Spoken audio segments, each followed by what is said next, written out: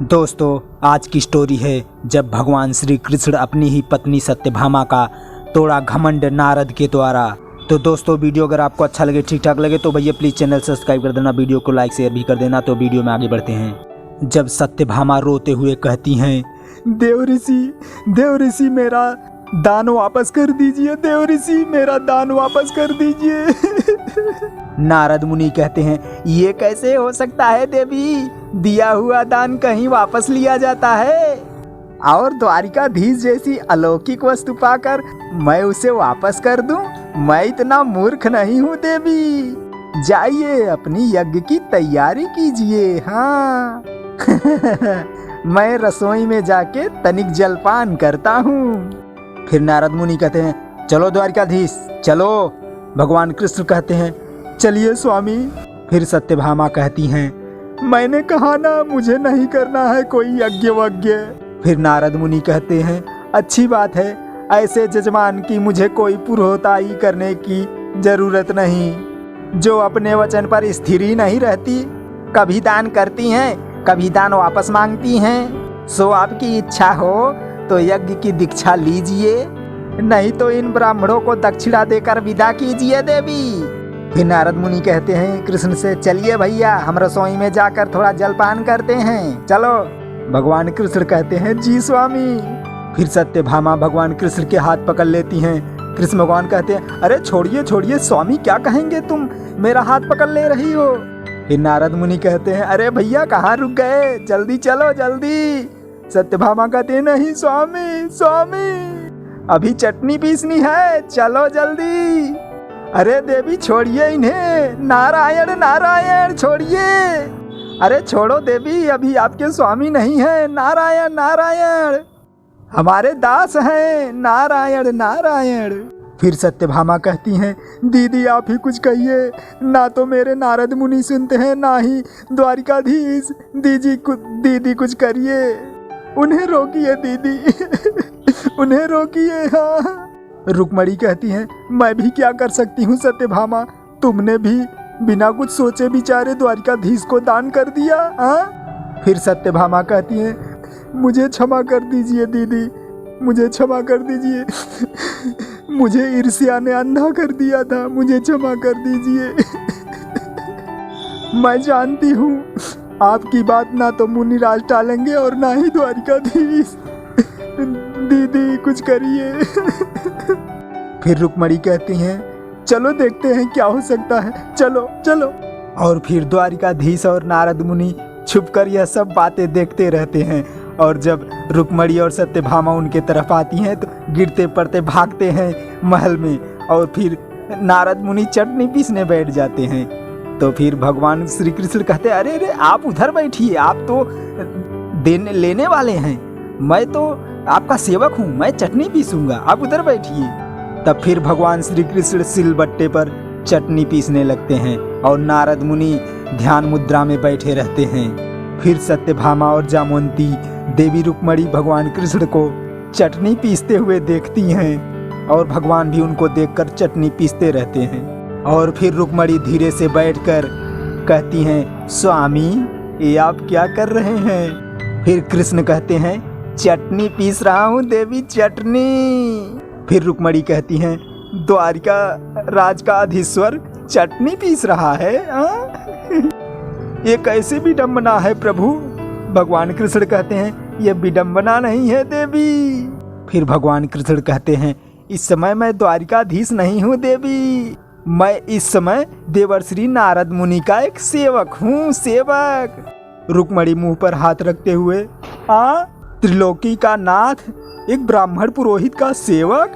कृष्ण कहते हैं, हाँ, ये कायाकल्प मेरी कल्पना में नहीं आता प्रभु। कृष्ण कहते हैं, यह कल्पना की नहीं, यथार्थ की बात है देवी। मेरी पत्नी ने इस पुरोहित को मुझे दान में दे दिया है। रुक्मणी कहती हैं, पत्नी ने दान दे दिया है, परंतु मैंने इन्हें दान नहीं किया है। नारद मुनि कहते हैं, देवी सत्यभामा ने इन्हें दान कर दिया है। हाँ। सत्यभामा इनकी पत्नी है कि नहीं? रुक्मणी कहती हैं, इस बात से मुझे कोई मतलब नहीं, आप सिर्फ इतना बताइए कि मैं इनकी पत्नी हूँ कि नहीं। नारद मुनि कहते हैं हाँ हाँ परंतु। फिर रुक्मणी कहती हैं परंतु अरंतु कुछ नहीं। रुक्मणी कृष्ण से कहती हैं आप बताइए मैं आपकी पत्नी हूँ कि नहीं। तो भगवान श्री कृष्ण नारद की तरफ देखते हुए इशारा करते हैं। नारद मुनि कहते हैं नारायण नारायण। भगवान कृष्ण कहते हैं हाँ अवश्य, बल्कि आप हमारी तो प्रथम पत्नी हैं। तो रुक्मणी कहती हैं तो आप बताइए ऋषिवर, मेरी आज्ञा लिए बिना अपना दास बनाकर कैसे ले आए। बताइए बताइए मेरे पति पर आपका क्या अधिकार है। नारद मुनि कहते हैं आपके पति पर मेरा कोई अधिकार नहीं है देवी। रुक्मणी कहती हैं ठीक, इसीलिए मैं अपने पति को अपने साथ ले जा रही हूँ। चलिए स्वामी, नारायण नारायण सेवक चटनी। फिर भगवान श्री कृष्ण हाथ छुड़ाकर चटनी पीसने लगते हैं। रुक्मणी कहती हैं चलिए यहाँ से आपका काम चटनी पीसना नहीं है स्वामी, आपको चटनी नहीं पीसना आता। द्वारिकाधीश कहते हैं क्यों नहीं आता, आप चख कर देखिए हमारी चटनी।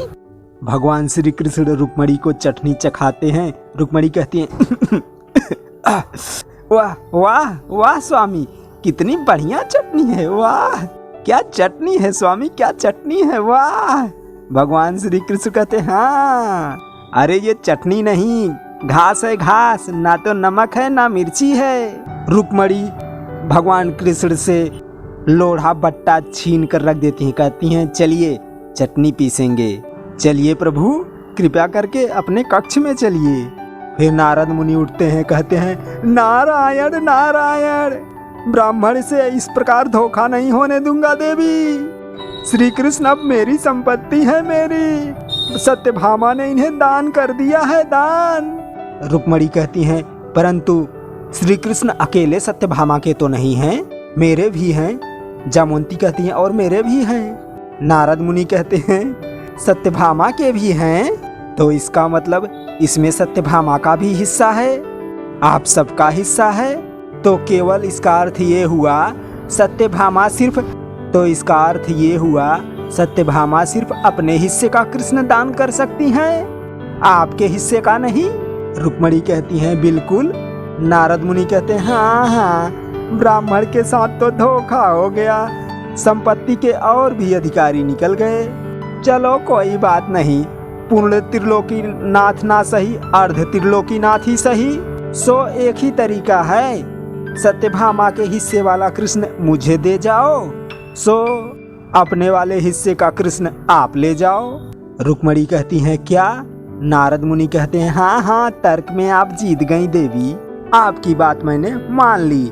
सो देवी सत्यभामा, तो आप ये बताइए श्री कृष्ण के आँख हाथ नाक पाँव कान किस हिस्से में आपका अधिकार है, आपके हिस्से में क्या आता है, बस मुझे उतना ही दे दीजिए, नारायण नारायण।